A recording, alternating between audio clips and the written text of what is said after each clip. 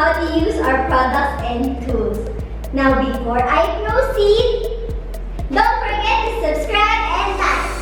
Also, hit the bell button for more updates and notifications. So, let's begin.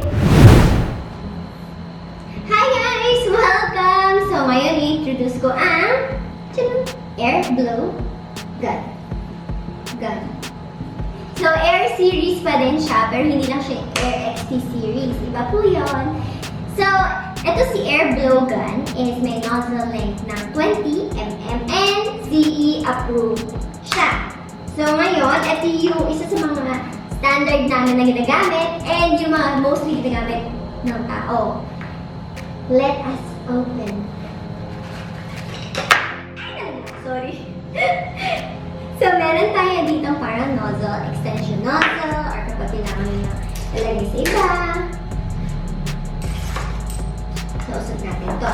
So, ito si air blow nozzle. Para sa to, nilalagay natin to para sa air compressor. Ha, nilalagyan natin to ng air. Hindi pala nilalagyan. Ginagamit kasama ng air. Okay?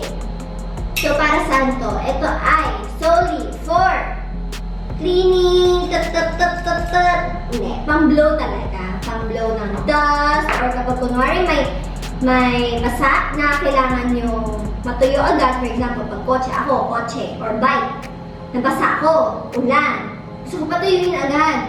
Wala akong pamunas sa bahay that time. Sige, ito gamitin. Para mabilis matuyo. So, ginagamit kasi siya, pwede pang car, pwede pang garahe, pwede pang wall, basta pang danggal ng dust. Pwede din water kapag kailangan nyo dry, pwede din clothes kapag gusto nyo, pero I don't recommend. So, yun yung pang-use niya. So, technically, pang blow lang talaga siya ng air. Kapag kailangan nyo ng air. Simple as air. Okay? So, yun lang guys. Thank you so much for watching. I hope na may natutunan kayo sa akin. And stay tuned sa mga next videos namin sa mga air series. See you soon guys. Thank you so much. Bye-bye! Thank you so much for watching. If you're interested with our products, you can visit our official website at www.tolsen.com.ph. We're also available on Lazada, Shopee, and GRABMART. Or you could drop by our stores. Links are provided on the description below. Again, don't forget to subscribe! This is Layatan signing off.